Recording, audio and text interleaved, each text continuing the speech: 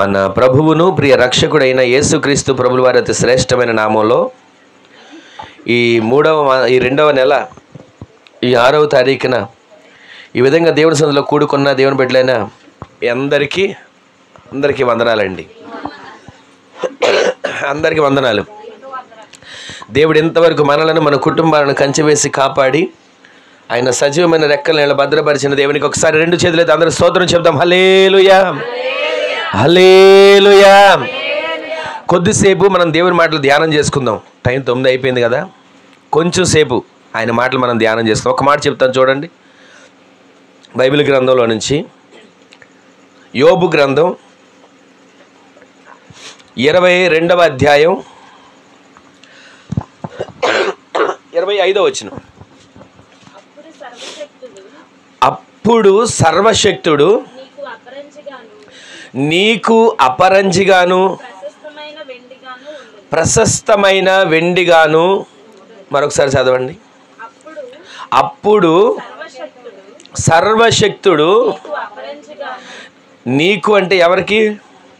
ఎవరైతే ఆయన వైపు తిరిగారో, ఎవరైతే ఆయన మీద ఆధారపడ్డారో వారికి ఎలా ఉంటాడంట?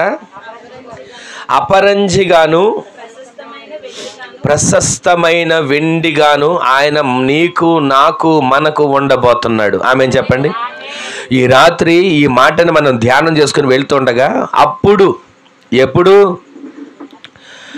ఆ యోబు గారు శ్రమలన్నీ అనుభవిస్తున్నప్పుడు, యోబు గారు ఉన్నదంతా పోగొట్టుకున్నప్పుడు, ఇక నాది ఏ దిక్కు లేదు అని అనుకున్నప్పుడు, ఇక నా వల్ల కాదు అని అనుకున్నప్పుడు, నాకు ఇక దారి లేదు, కనపడే గమ్యం లేదు, ఏది నాకు ఆశ అనేది లేదు అని అనుకున్నప్పుడు, అన్నీ కోల్పోయినా, దేహమే అనారోగ్యంగా మార్చబడిపోయినా, శరీరం అంతా కూడా కురుపులుగా మార్చబడిపోయినా, బూడిద పోసుకొని ఆ కురుపులను చిల్ల పెంకు తీసుకొని గోక్కుంటూ ఉన్న దేవుని వాగ్దానం యోబు గారిని ఎలా బలపరుస్తుందంటే, ఇదిగో నీ దేవుడు నీకు ప్రశస్తమైన అపరంజిగాను ఎండిగాను ఉండబోతున్నాడు. ఈ రాత్రి దేవుని మాటలు వింటున్న మన జీవితంలో, ఈ రాత్రి దేవుని మాటలు ధ్యానిస్తున్న మన బ్రతుకుల్లో ప్రతిరోజు సమస్యలు ఎదురవుతున్నాయి, కన్నీళ్ళు ఎదురవుతున్నాయి, ఆటంకాలు ఎదురవుతున్నాయి. ఎందుకు వచ్చిన సమస్యలండి ఇవి? నేనేమన్నా భక్తి చేయట్లేదా? నేనేమన్నా ప్రార్థన చేయట్లేదా? నేనేమైనా పరిచర్య చేయట్లేదా? నేనేమన్నా నమ్మకంగా బ్రతకట్లేదా? కష్టపడిన దాంట్లో తీసుకుని వెళ్ళి కానుక ఇవ్వట్లేదా? ఇన్ని చేస్తున్నాను, ఎందుకండి నాకే శ్రమలు? అందరికీ కార్యాలు జరుగుతున్నాయి, నాకే ఎందుకు జరగట్లేదు? అందరికీ మేలు పొందుకుంటున్నారు, అందరూ మేలు పొందుకుంటున్నారు, నాకెందుకు జరగట్లేదు అని ఒకవేళ నాలో మీలో ఈ నిరాశ ఉందేమో. మనలో ఏ రకమైనటువంటి ఆ నిరాశ నిస్పృహ ఉన్న ఈ రాత్రి పరిశుద్ధాత్మ దేవుడు మాట్లాడుతున్న మాట, ఇదిగో అప్పుడు అన్నీ కోల్పోయావు అనుకున్నప్పుడు, మంచి రోజులు చూస్తాం అనే ఆలోచన లేదు అని అనుకున్నప్పుడు, ఈ జబ్బు నయమవుతుందా అని అనుకున్నప్పుడు, ఇక ఈ సమస్యలోంచి నేను లేవగలుగుతానా అని అనుకున్నప్పుడు, ఈ నిరాశలోంచి నేను దాటగలుగుతానా అని అనుకున్నప్పుడు, ఇప్పుడు ఆ మాట చదవండి. అప్పుడు సర్వశక్తి కలిగిన దేవుడు నీకు నాకు అపరంజిగాను ప్రశస్తమైన వెండిగా ఆయన నీకోసం నా కోసం నిలబడబోతున్నాడు. ఆమేన్ చెప్పండి. ఆయన అపరంజిగా అంటే బంగారం వలె, వెండి వలె ఆయన మన కోసం నిలబడుతున్నాడు. ఎప్పుడు దిక్కు లేదు అనుకుంటున్నాం, నాకు గమ్యం లేదు అని అనుకుంటున్నాం, నా వల్ల కాదు అని అనుకుంటున్నాం, ముందుకు వెళ్ళలేను, మంచి రోజులు చూస్తాననే నమ్మకం లేదు, ఇదిగో ఈ సమస్య నుంచి దాడతాననేటువంటి ఒక ధైర్యం లేదు, ఈ చదువుల్లో పాస్ అవుతాను అనేటువంటి ఒక ధైర్యం లేదు. ఏ పరిస్థితిలో ఉన్నా ఈ రాత్రి ఒకే ఒక్క నిరీక్షణతో మీరు అడుగులు వేయండి. ఎన్ని వచ్చినా అక్కడ ఇప్పుడు మనం యోబు గ్రంథంలో చదువుతున్నాం కదా ఆ మాట. యోబు గారు ఎలాంటి వాడు అసలు? మొదటి వచనంలోనే, మొదటి అధ్యాయంలోనే రాస్తున్నాడు ఏమని? ఊజు దేశమందు యోబు అనే ఒక వ్యక్తి ఉన్నాడు, ఆయన వంటి యథార్థవంతుడు లేడు, ఆయన వంటి న్యాయవంతుడు లేడు, ఆయన వంటి అసలు మంచి ప్రవర్తన కలిగిన వాడే లేడు. దేవుడే సాక్ష్యం ఇస్తున్నాడండి. ఈ రోజున ఒక బలహీనత మన దగ్గరికి వచ్చింది, ఒక సమస్య మన దగ్గరికి వచ్చింది, పరిష్కారం దొరకదు అనుకున్నటువంటి పరిస్థితులు మన దగ్గరికి వచ్చాయి. కానీ మన నిరీక్షణ ఒకటే, మన ఆధారం ఒకటే. ఏ పరిస్థితి నా మీదకి వచ్చినా, నన్ను ముంచాలని చూసినా, నన్ను లేవకుండా చేయాలని చూసినా, నన్ను నడవకుండా చేయాలని చూసినా, నన్ను మాట్లాడకుండా చేయాలని చూసినా, నన్ను ఆయన సందులో ప్రార్థన చేయకుండా చెయ్యాలని చూసినా, నా నిరీక్షణ ఒక్కటే, సర్వశక్తి కలిగిన దేవుడు నాకు అపరంజిగా ఉండబోతున్నాడు. ఆమేన్ చెప్పండి. మీరు ప్రతిరోజు మీకు వినబడుతున్న ప్రతి వాగ్దానం మీద చెయ్యి పెట్టుకుని ప్రార్థన చేసుకొని బయలుదేరి వెళ్ళండి. ఏ సమస్య మీకు అనిపించినా, ఏ రకమైన బాధ అనిపించినా, ఎలాంటి బలహీనత అనిపించినా, శరీరంలో బలహీనతలు మనిషి అన్నాక వస్తుంటాయి పోతుంటాయి, ఆర్థిక ఇబ్బందులు వస్తుంటాయి పోతుంటాయి. ఎప్పుడు ఆర్థిక ఇబ్బందులు నలిగిపోగా ఒక రోజున దేవుడు లేవనెత్తుతాడు. ఎప్పుడు అదే బలహీనతలు ఉండంగా ఒక రోజున దేవుడు ఆరోగ్యవంతులుగా నిలబెడతాడు. ఎప్పుడు అదే గొడవలతో ఉండంగా ఏదో ఒక రోజు సమాధానం, సంతోషం, నెమ్మది కలుగుతుందిగా. ఆ రోజున కలిగే సంతోషం కోసం నిరీక్షించాలి మనం.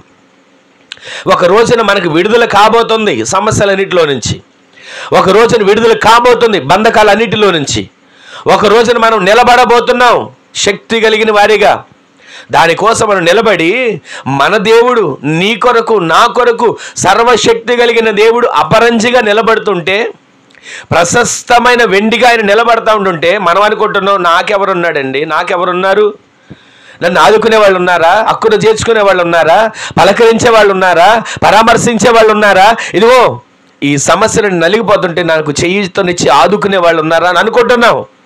కానీ మనం ఆధారపడవలసిన ఆయన మీద ఆధారపడకపోతే, ఆనుకోవలసిన ఆయన మీద ఆనుకోకపోతే, ఆయన అంటున్నాడు నేను కదా నీకు అపరంజిగా ఉంది, నేను కదా నీకు ప్రశస్తమైన వెండి, మామూలు వెండి కాదు అది, ప్రశస్తమైన వెండిగా నేనున్నాను కదా, నీకెందుకు, నువ్వెందుకు కంగారు పడిపోతున్నావు, సమస్యను చూసి ఎందుకు దిగులు పడిపోతున్నావు, సమస్యను చూసి ఎందుకు కలవరపడిపోతున్నావు, ముందుకు వెళ్ళలేనేమో, ఎదగలేనేమో, పరిస్థితులు దాటలేనేమో అని ఎందుకు కలవరం.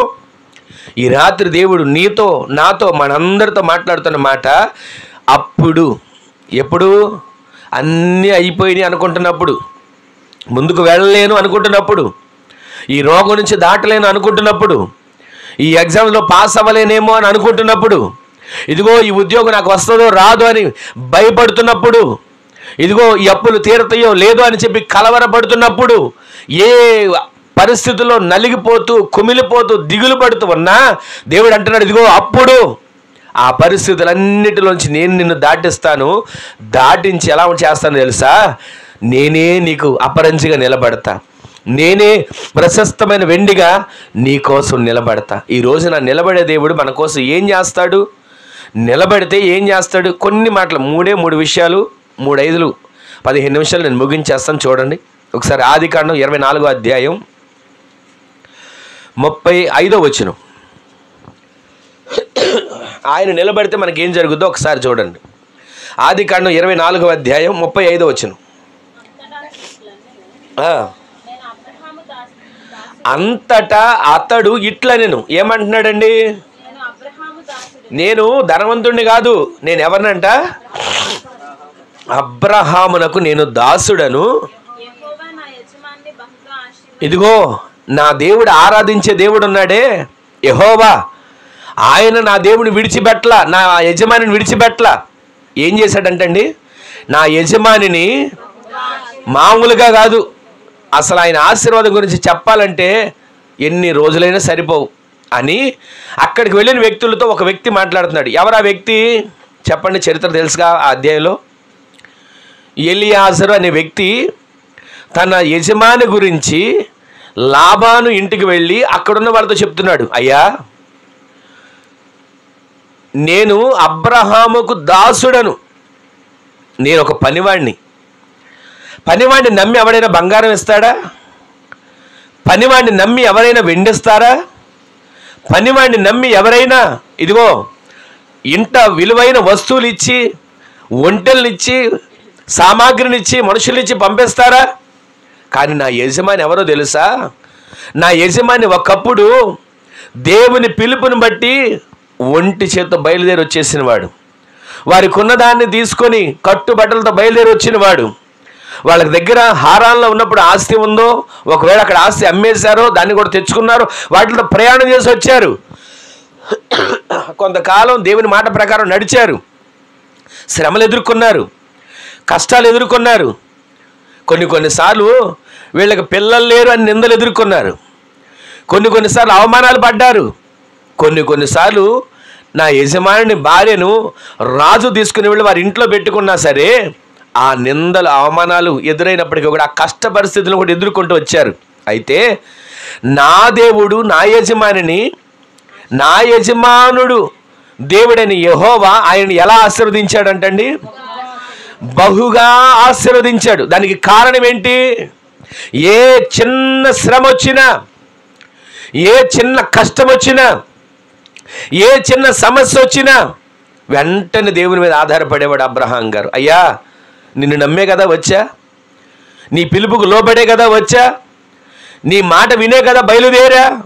ప్రతిరోజు చిన్న సమస్య వచ్చినా, పెద్ద సమస్య వచ్చినా, కష్టమే వచ్చినా, కరువే వచ్చినా, ఉపద్రవం వచ్చినా వెంటనే ఆయన పాదాల మీద పడేవాడు. 18వ అధ్యాయంలో కూడా ఆయన గుడారపు వాకిట కూర్చొని దిగులుగా ఉంటే, దిగులుతో వేదనతో ఉంటే త్రిత్వమైన దేవుడు నడుచుకుంటూ వస్తున్నాడు. ఆయనకి ఇంచుమించు దగ్గర 100 సంవత్సరాల దగ్గరికి వచ్చేసినాయి, 90 ఏళ్ళు దాటిపోయినాయి. అంత వయసులో ఉన్నటువంటి ఆయన ఆ దేవుని దూతలు, త్రిత్వమైన దేవుడు వస్తూ ఉండగానే ఏం చేశాడో తెలుసా? పరుగెత్తుకుంటూ వెళ్ళాడండి. ఈరోజు మనం ఏం చేస్తాం? ఎవరైనా మన ఇంటికి బంధువులు వచ్చినా, తెలిసిన వాళ్ళు వచ్చినా, లేదా పెద్దోళ్ళు వచ్చినా పరిగెత్తుకుంటూ వెళ్ళి వాళ్ళకి సాష్టాంగపడి వాళ్ళని తీసుకురాం. అబ్రహాము గారిలో ఉన్న ఒక గుణం ఏంటంటే వెంటనే లేచాడు కూర్చున్న చోట నుంచి. నాకేంట్లే, ఎవరినో దారిన పోయేవాళ్ళు మనకెందుకు, వస్తే వచ్చారు, ఒకళ్ళు వచ్చారా మంచినీళ్ళు ఇద్దాం లేదా ఆహారం పెడదాం అని అనుకోలా. వాళ్ళు రాకముందే వెంటనే లేవడం మొదలుపెట్టాడు. కూర్చున్న స్థితిలో నుంచి లేచాడు, లేచి పరుగెత్తడం మొదలుపెట్టాడు. లేదా ఒకసారి ఆ మాట మీరు చూడండి, తీసిన వాళ్ళని చదవండి 18వ అధ్యాయంలో. అతడు, అందరు వినండి ఆ మాట, అతడు కన్నులెత్తి చూచినప్పుడు 3 మనుష్యులు అతని ఎదుట నిలబడున్నారు. దేవునికి ఏ మహిమ కలుగును గాక. ఈ రోజు నీవు కన్నులెత్తి చూసినప్పుడు నీవు ఆరాధించే దేవుడు నీ ఎదుట నిలబడి ఉండును గాక. నీ ఇంటికి దేవుడు నడిచి వచ్చును గాక. ఆయన రావాలంటే నీవేం చేయాలి? అప్పుడు అబ్రహాం గారు ఏం చేశాడు? చదువమ్మా.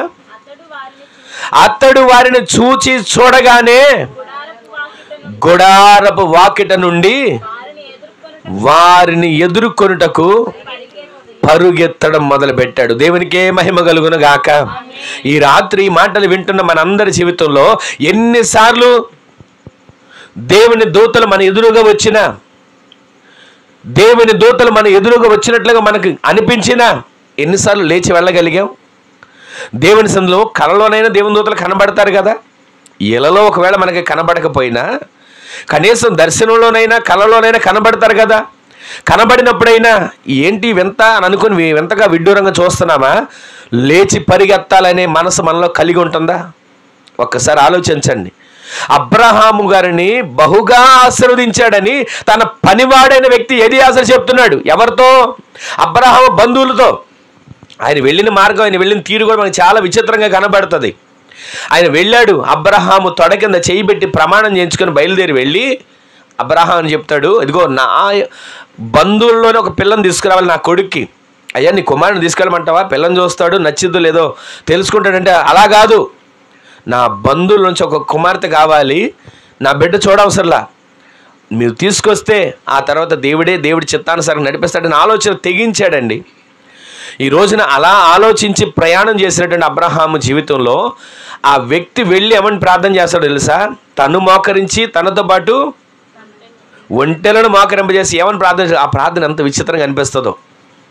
అసలు ఆ ప్రార్థన చదివినప్పుడు ఎన్నిసార్లు చదివినా అసలు ఆ మాటలో క్రొత్తదనం కనబడతానే ఉంటుంది. నా యజమానుని దేవుడువైన యెహోవా అని ప్రార్థన చేయడం మొదలు పెడతాడు. ఈ రోజున మనం ఎప్పుడైనా మన పితరుల దేవుడైన యెహోవా అని వేడుకున్నామా? వెంటనే ఆయన ప్రార్థన చేయడంలో అంత ఆశ్చర్యంగా, అంటే దేవుడి గురించి ఆయనకి తెలియకపోవచ్చు, ఆరాధించే దేవుడి గురించి తెలియకపోవచ్చు, కానీ తన యజమానుడు ఆరాధించే దేవుడు తన యజమానుడు ఎలా కార్యాన్ని చేస్తున్నాడో గుర్తించాడు. నేను బయలుదేరి వెళ్తున్నా, నా యజమాని ప్రార్థన చేస్తూనే ఉంటాడు. నేను బయలుదేరి వెళ్తున్నా, నా యజమాని ఇదిగో నా ప్రయాణం అంతట్లో, నా మార్గం అంతట్లో నా దేవుని, ఆయన ఆరాధించే దేవుని సన్నిధిని నాకు తోడుగానే పంపుతాడు అని విశ్వసించి మోకరించి ప్రార్థన చేయడం మొదలుపెట్టాడండి. ఆ ప్రార్థన చేస్తూ ఉండగానే రానే వచ్చింది. ఎవరో? రెబ్కా కడవనెత్తుకొని నీళ్లు తోడుకోవడానికి బావి దగ్గరికి రానే వచ్చింది. ఈ రోజున మనం చేసే ప్రార్థనకి వెనువెంటనే కార్యం జరుగుతుంది అని చెప్పగలుగుతున్నామా? చేసే ప్రార్థనలు వెనువెంటనే కార్యాన్ని చూడగలుగుతున్నాం అని నిరీక్షించగలుగుతున్నామా? ఆయన నిరీక్షించాడు, ఆశపడి హృదయమార దేవునితో చెప్పుకున్నాడు, అయ్యా నువ్వు కార్యాన్ని చేస్తే చేయి, లేకపోతే లేదు అల్లా. నా యజమానుని దేవుడివైన అబ్రహాము దేవుడివైన యెహోవా నా ప్రయాణం అంతట్లో నాకు తోడై ఉండి, నా మార్గం అంతట్లో నాకు తోడై ఉండి, నాకు క్షేమంగా ఇక్కడికి నడిపించిన వాడా, ఇదిగో ఇక్కడి నుంచి నీ చిత్తాన్ని నెరవేర్చండి అని ప్రార్థించడం మొదలుపెట్టాడు. ఈరోజు నీ మాటలు వింటున్న మనం ఆ మాటలో ఉన్న ప్రతి భావాన్ని మనం గుర్తుపట్టాలి. అప్పుడు ఆయన నీకు నాకు ఎలా ఉంటాడంటండి? అపరంజిగాను ప్రశస్తమైన వెండిగాను ఉంటాడు. అంటే దానికి అర్థం ఏంటంటే, ఏ పరిస్థితిలో నీవు మొర్రపెట్టినా, ఏ పరిస్థితిలో నీవు ప్రార్థన చేయడం మొదలుపెట్టినా, నీకు బంగారం ఇస్తా వెండిస్తా అనట్లా, నేనే నీకు బంగారంగా మార్చబడతా, నేనే నీకు ప్రశస్తమైన వెండిగా నీ యొద్దకు దిగి వస్తా. నీ అవసరం ఏంటి? నీ అక్కరేంటి? నీకున్న సమస్య ఏంటి? ఇప్పటి వరకు ఏడ్చావు కదా, ఇప్పటి వరకు రోధించావు కదా, ఇప్పటి వరకు కన్నీరు కార్చావు కదా, ఇప్పటి వరకు విలపించావు కదా, ఇక అవసరంలా నేను దిగి వస్తా, నీ సమస్యలన్నిటిని తరిమి కొడతా. ఆమె చెప్పండి. నేను దిగి వస్తా, నీకున్న బంధకాలన్నిటిని తెంచి వేస్తా. ఆమె చెప్పండి. ఆయన దిగి వస్తే నీ నోటి నిండా నవ్వు కలిగే కార్యాలు దేవుడు జరిగించునుగాక. ఎందుకు చేస్తాడు? ఎలా చేస్తాడు? ఆయన చేస్తే ఎలా ఉంటుంది? 3 విషయాల్లో మొదటి మాట మనం వింటున్నాం. ఆయన మనలను వెండిగా బంగారంగా ఆయన మన ఎదుట కనపరుచుకోవడానికి మనల్ని ఎలా ఉంచుతాడంటే, మొట్టమొదటిదిగా ఇప్పుడు 24:30 చదవండి మరొకసారి. అంతటా అతడు అనగా ఎలియాజరు ఇట్లా అంటున్నాడు, ఏమని? నేను అబ్రహామునకు దాసుడను, యెహోవా నా యజమానుని బహుగా ఆశీర్వదించాడు. ఏమని అంటే ఇప్పుడు చదవండి అమ్మా. కనుక ఆశీర్వదించాడు కనుక గొప్పవాడయ్యాడు. ఇప్పుడు ఆయనకి ఏమన్నా లిస్టు చెప్తాడు సార్ చూడండి. అతనికి గొర్రెలు, గొడ్లు, వెండి, బంగారం, దాసులు, దాసీలు, జనములు, ఒంటెలు, గాడిదలు దయచేసి ఎన్ని ఉన్నాయండి అక్కడ. ఒక వ్యక్తికి దేవుడు జ్ఞాపకం చేసుకుంటే, ఒక వ్యక్తిని దేవుడు దర్శిస్తే, ఒక వ్యక్తిని దేవుడు పలకరిస్తే, అప్పుడు ఆ వ్యక్తికి ఆయన ప్రశస్తమైన వెండిగా అపరంజిగా ఉంటున్నాడు. అలా ఉన్న దేవుడు మొట్టమొదటి ఏం చేస్తాడో తెలుసా? నిన్ను నన్ను గొప్పవానిగా చేయబోతున్నాడు. ఆమెన్ చెప్పండి. విశ్వసించిన వారందరూ ఆమెన్ చెప్పండి. నీవు గొప్పవానిగా మార్చబడుదురుగాక, మీ కుటుంబం గొప్పగా మార్చబడునుగాక, మీ పిల్లలు గొప్పవారిగా మార్చబడుదురుగాక. ఎప్పుడు? దేవుని మాటకి లోబడినప్పుడు, ఎప్పుడు దేవుని మాటను విన్నప్పుడు, ఎప్పుడు దేవుని మాట ప్రకారం నడిచినప్పుడు. అబ్రహాం గారు అంత గొప్పవాడు అవడానికి కారణం ఏంటండి? చాలా విషయాలు ఉన్నాయి, మనం క్లుప్తంగా ధ్యానం చేసుకుంటున్నాం. అంత గొప్పవాడిగా మార్చబడడానికి కారణం ఏంటంటే, ఇదిగో ఒక్క మాటకు లోబడ్డాడండి. యోబుని జ్ఞాపకం చేసుకోవడానికి కారణం ఏంటండి? దేవుని మాటకు లోబడ్డాడు. ఒక్క మాట కూడా నోటితో దేవుని ఏం చేయలేదు, దూషించలా. ఎన్నిసార్లు మనం దూషిస్తున్నాం ఒకసారి మీరు వెనక్కి తిరిగి ఆలోచించుకోండి. కొన్నిసార్లు పని అవునప్పుడు ఏం దేవుడు లేండి, ఏం చేశాడు అనుకుంటున్నామా? దేవుడే ఉంటే ఇలా జరుగుద్దా? దేవుడే ఉంటే నాకు ఈ కార్యం జరిగేది కానీ ఎన్నిసార్లు అనుకుంటున్నాం? మన నోట దేవుడిని దూషిస్తున్నాం కొన్నిసార్లు మనకు తెలియకుండానే. కోపంలో, ఉద్రేకంలో, ఆవేశంలో ఎన్నిసార్లు అంటాం, ఎందుకు దేవుడు మమ్మల్ని ఎన్నుకున్నాడు, ఎందుకు మమ్మల్ని దేవుడు పిలిచాడు, ఎందుకు మమ్మల్ని విశ్వాసులుగా మార్చాడు, ఎందుకు మమ్మల్ని పరిచారకులుగా మార్చాడు, ఎందుకు మమ్మల్ని దేవుని బిడ్డలుగా ఉంచాడు. లోకంలో ఉన్నప్పుడే బాగుంది కదా, లోకంలో ఉన్నప్పుడు అన్నీ బాగున్నాయి, ఎందుకు మమ్మల్ని పిలిచాడు సేవకులుగా? ఎందుకు మమ్మల్ని పిలిచాడు పరిచారకులుగా? ఎందుకు మమ్మల్ని పిలిచాడు విశ్వాసులుగా? ఎందుకు మమ్మల్ని పిలిచాడు దేవుని బిడ్డలుగా అని ఎన్నిసార్లు తల్లడిల్లిపోతుంటామండి. ఈ రాత్రి దేవుని సందులో కూడిన మీతో నాతో సహా దేవుడు మాట్లాడుతున్నాడు. ఆయన మాట్లాడి తెలుసా, నేను నీకు ప్రశస్తమైనటువంటి వెండిగా ఉండబోతున్నా, అపరంజిగా నీతో నేను ఉండబోతున్నా. అలా అన్న దేవుడు మనల్ని ఏం చేస్తున్నాడు తెలుసా, గొప్పవానిగా చేయబోతున్నాడు. ఆమేన్ చెప్పండి. అలా గొప్పవానిగా మనల్ని చెయ్యాలంటే మనం ఎలా ఉండాలి? ప్రతిరోజు ఆయన సన్నిధిలో మంచి మనసు కలిగి ఆయన సన్నిధిలో వేడుకునే వారిగా ఉండాలి. కష్టం వచ్చినా, సుఖం వచ్చినా, ఇరుకు వచ్చినా, ఇబ్బంది వచ్చినా, అనారోగ్యం వచ్చినా, ఒకవేళ ఆరోగ్యం లేదనుకుంటున్నా, దేవుని సన్నిధిలో ఆయన్ని దూషించే వారికి మనం ఉండకూడదు. ప్రతిరోజు ప్రతి క్షణం ఆయన మీద ఆధారపడి బ్రతకగలిగిన కృప దేవుడు మనకి దయచేయునుగాక. అప్పుడు ఆయన నీకు అపరంజిగాను ప్రశస్తమైన వెండిగాను ఉండేది దేనికంటే నన్ను గొప్పవానిగా చేయడానికి. గట్టిగా ఆమేన్ చెప్పండి. ఆయన గొప్పవానిగా మనల్ని చేయబోతున్నాడు. ఆమేన్ చెప్పండి. ఏమండి, ఎలా చేస్తాడండి? నా బ్రతుకు ఎంత? ఎలా చేస్తాడండి? నా ఉద్యోగం ఎంత? ఎలా చేస్తాడండి? నా వ్యాపారం ఎంత అని మనం అనుకుంటున్నాం. నీవు కష్టపడేది తక్కువే కావచ్చు, నీ చేతి పని తక్కువే కావచ్చు, నువ్వు కష్టపడే కూలి పని తక్కువే కావచ్చు, నీ సంపాదన తక్కువే కావచ్చు. ఆయన ఒక్కసారి నిన్ను జ్ఞాపకం చేసుకుని ఆశీర్వదిస్తే దాసదాసీలు వస్తారు. ఒక్కసారి ఆయన జ్ఞాపకం చేసుకుని నీకు ఆశీర్వదిస్తే గొర్రెలు, గొడ్లు, ఒంటెలు, పనివాళ్ళు, ఎన్ని సంపద, వెండి, బంగారం ఎన్ని వచ్చినాయి అబ్రహాం గారికి.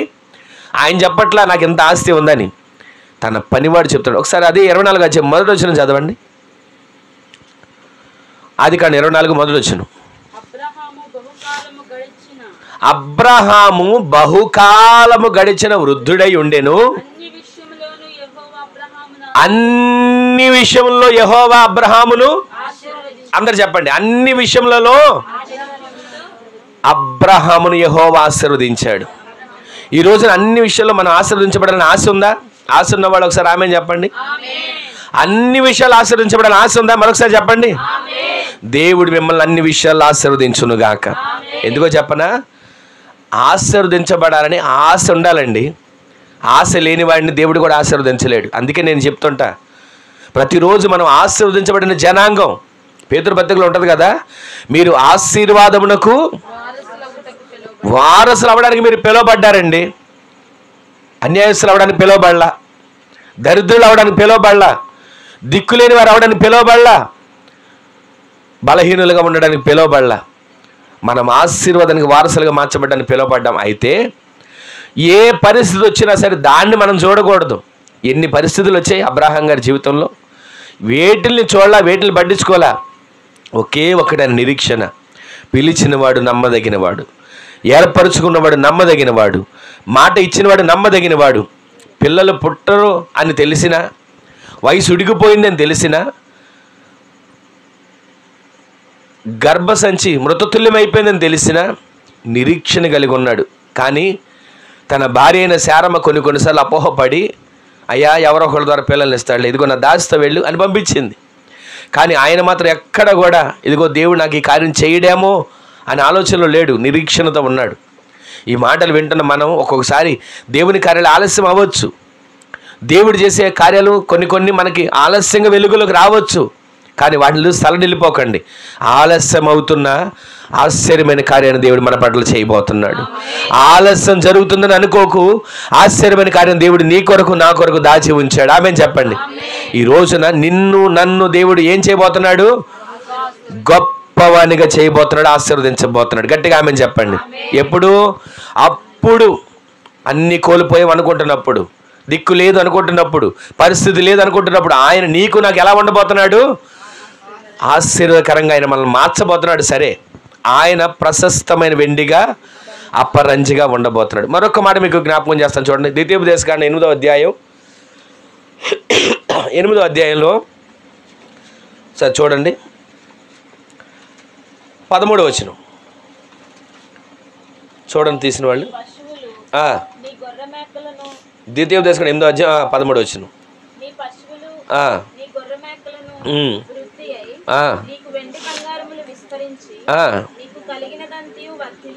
నీకు కలిగినదంతయు వర్ధిల్లినప్పుడు. గట్టిగా ఆమె చెప్పండి. నీవు ఆశీర్వదించబడడం వేరు, ఇక్కడ ఏ మాట ఉందండి? వర్ధిల్లడం వేరు. గట్టిగా ఆమె చెప్పండి. ఆశీర్వదించబడిన జనాంగంగా మనం ఉన్నాం.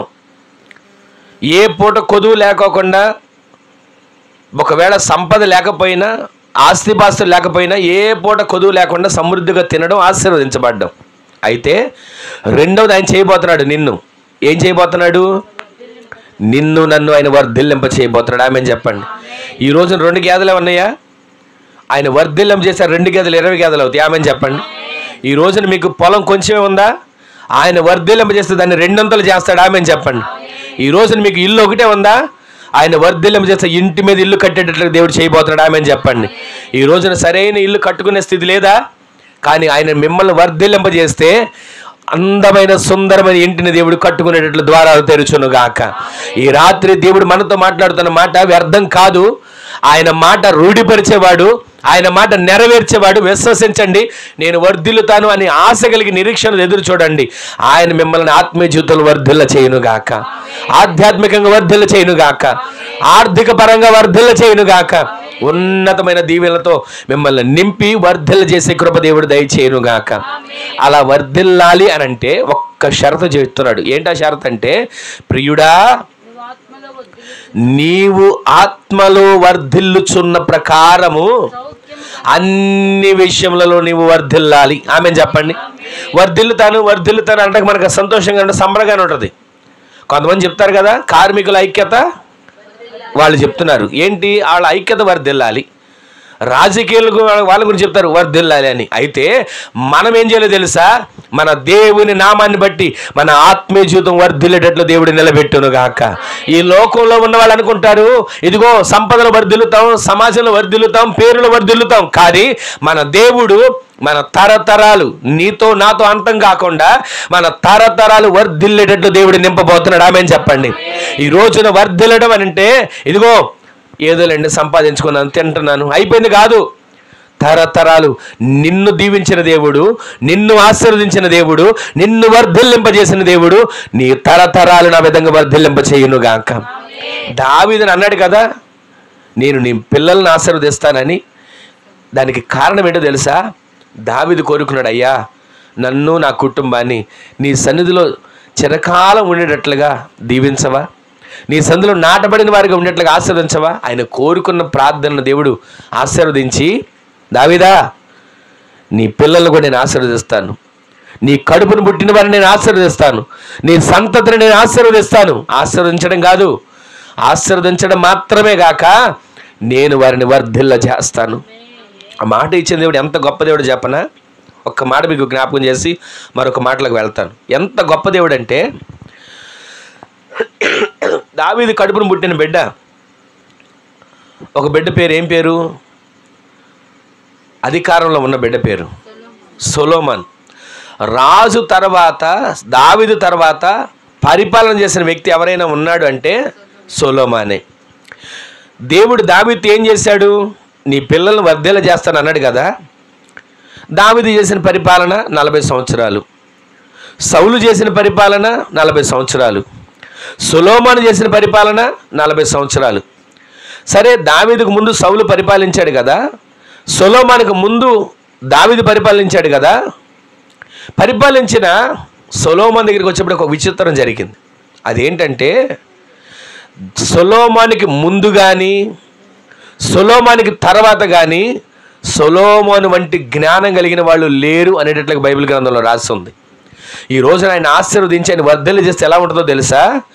నీ కుటుంబంలో నీకు ముందు కానీ నీ తర్వాత కానీ నీ వంటి, నీ బిడ్డల వంటి, నీ సంతానం వంటి వారు లేరు అనేటట్లుగా నీ కుటుంబాన్ని దేవుడు వర్ధిల్ల చేయునుగాక. అంటే ఆస్తిపరంగా ఒకటి వర్ధిల్లతో అనుకోకండి.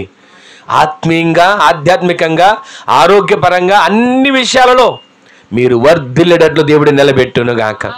ఈ మాటలు మీ మనసులో పెట్టుకోండి. విస్తారమైన ప్రసంగం ఏమి కాదు, క్లుప్తమైన మాటలు, మీ హృదయాల్లో భద్రపరుచుకునే మాటలు నేను మీకు జ్ఞాపకం చేస్తున్నా.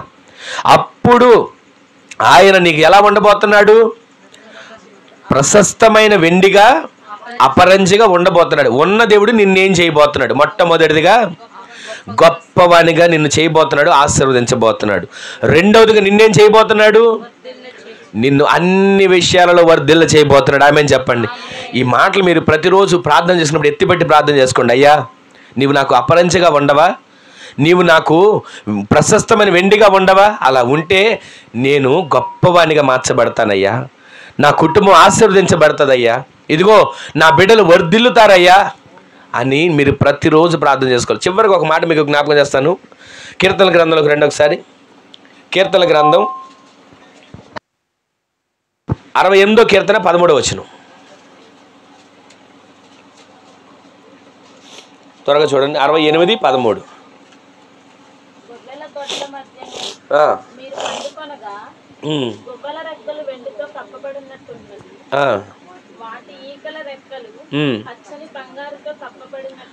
మరొకసారి చూడండి అమ్మా మాట.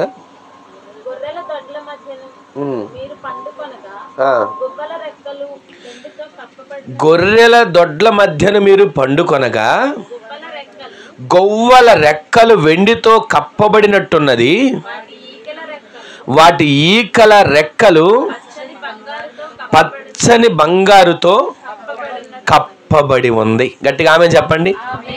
వాటి ఈకలు దేంతో కప్పబడి ఉన్నాయంటండి? పచ్చని బంగారంతో కప్పబడి ఉంది. అంటే నీ ఇల్లు కృపతో కప్పబడబోతుంది. గట్టిగా ఆమె చెప్పండి. నీ ఇల్లు సురక్షితమైనటువంటి కాపుదలతో కప్పబడబోతుంది. ఆమె చెప్పండి.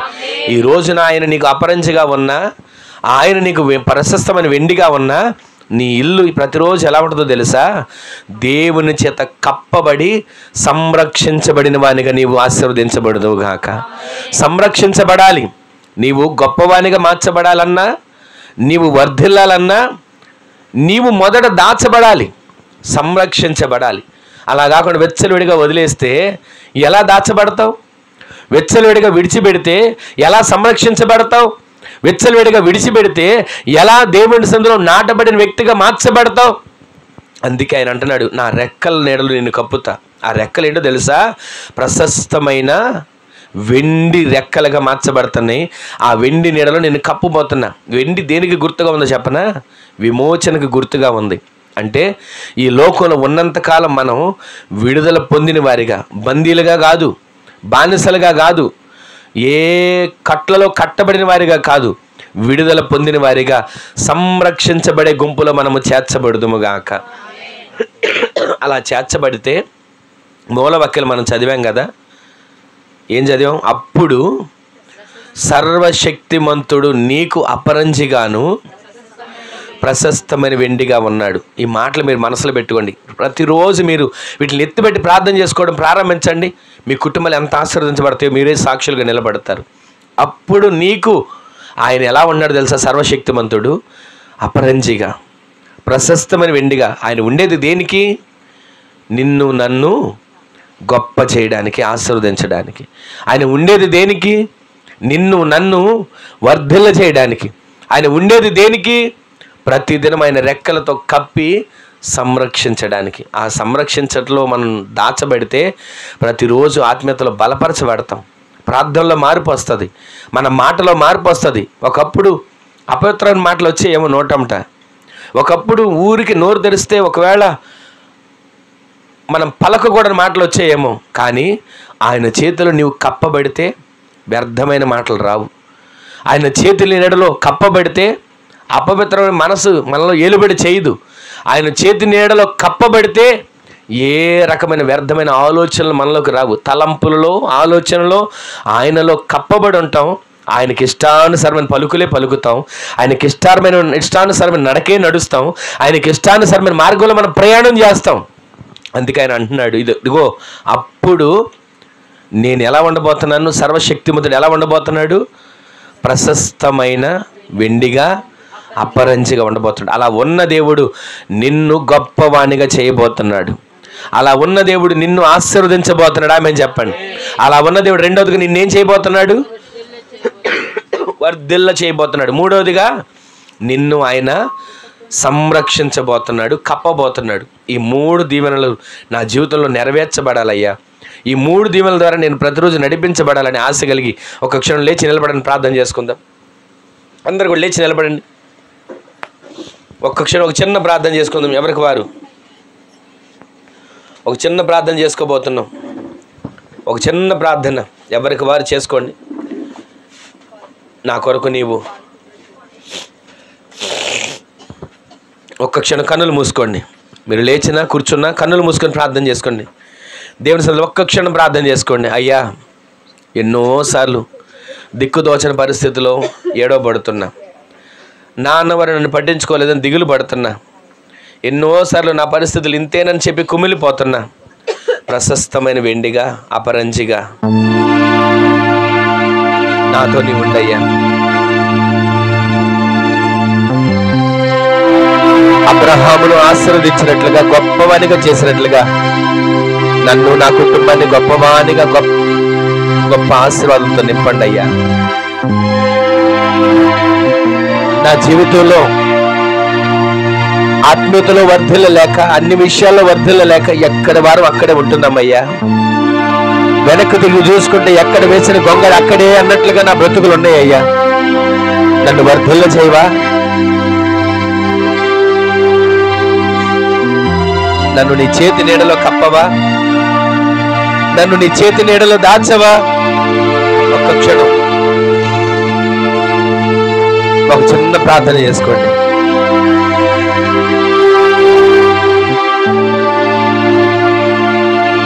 ఒక చిన్న ప్రార్థన చేసుకోండి.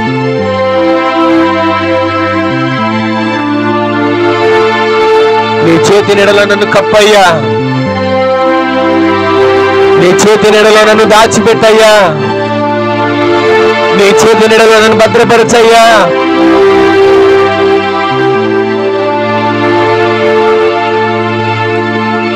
వెనుకను ముందును కప్పి చుట్టూ నన్ను ఆవరించావు, చేతులచే అనుదినము పట్టి నీవే నడిపించావు. ధన్యవాదం యేసు రాజా, ధన్యవాదం యేసు రాజా, నన్ను చూచువాడా,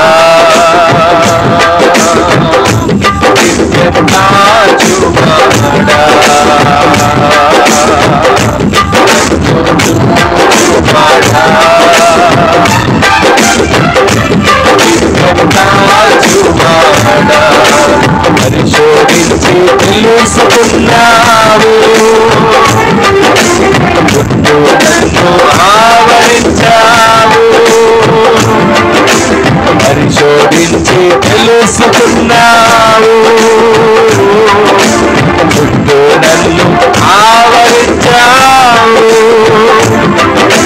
కూర్చుండుట లేచి ఉండుట, కూర్చుండుట లేచి ఉండుట బాగుగా ఎరిగి ఉన్నావు, బాగుగా ఎరిగి ఉన్నావు, బాగుగా ఎరిగి ఉన్నావు రాజా, బాగుగా ఎరిగి ఉన్నావు.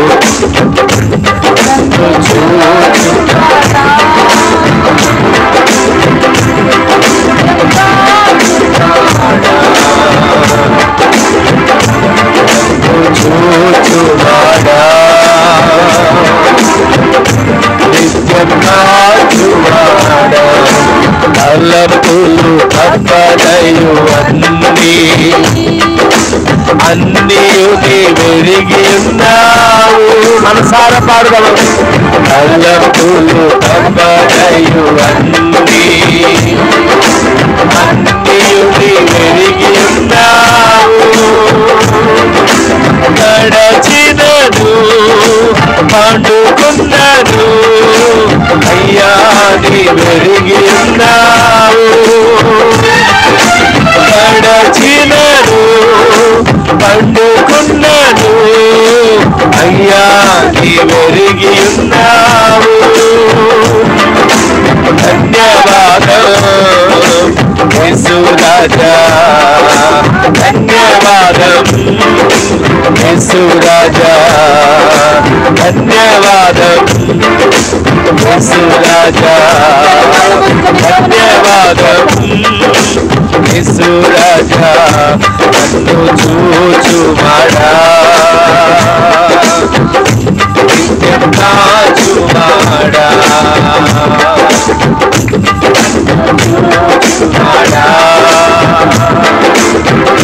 నిత్యం కాచువాడా.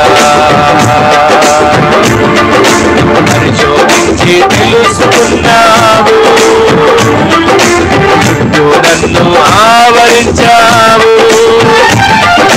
పరిశోధించి తెలుసుకున్నావు, చుట్టూ నన్ను ఆవరించావు. కూర్చుండుట లేచియుండుట, మరొకసారి కూర్చుండుట లేచియుండుట, బాగుగా బాగుగా ఎరిగి ఉన్నావు, బాగుగా ఎరిగి ఉన్నావు రాజా, బాగుగా ఎరిగి ఉన్నావు. నిండమునై ఉండగాని కన్నులకు మరుగై నేనుండలేదయ్యా. నిండమునై ఉండగా కన్నులకు మరుగై నేనుండలేదయ్యా. విచిత్రముగా నిర్మించితివి, ఆశ్చర్యమే కలుగుతున్నది. ఆమె విచిత్రముగా నిర్మించితివి, ఆశ్చర్యమే కలుగుతున్నది. విచిత్రముగా నిర్మించితివి, ఆశ్చర్యమే కలుగుతున్నది. నిన్ను కన్ను ముందును కప్పి చుట్టూ నన్ను ఆవరించావు. నిన్ను కన్ను ముందును కప్పి చుట్టూ నన్ను ఆవరించావు. నిన్ను కన్ను ముందును కప్పి చుట్టూ నన్ను ఆవరించావు. చేతులచే అనుదినము పట్టి నీవే నడిపించావు. చేతులచే అనుదినము పట్టి నీవే నడిపించావు. ఈ చేతులచే అనుదినము పట్టి నీవే నడిపించావు. చేతులచే అనుదినము పట్టి నీవే నడిపించావు. చేతులచే అనుదినము పట్టి నీవే నడిపించావు. ఈ చేతులచే అనుదినము పట్టి నీవే నడిపించావు. ధన్యవాదం యేసు రాజా, ధన్యవాదం యేసు రాజా. మరొకసారి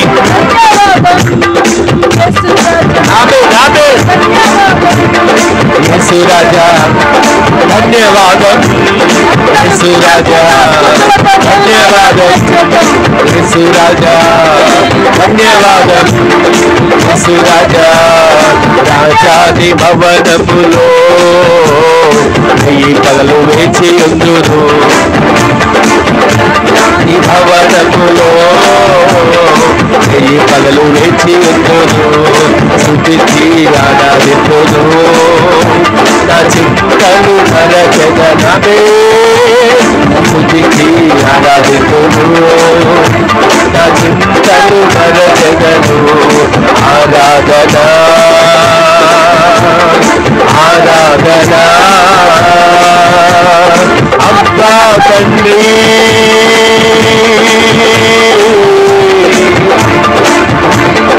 నీకేనయ్యా అబ్బా తండ్రి.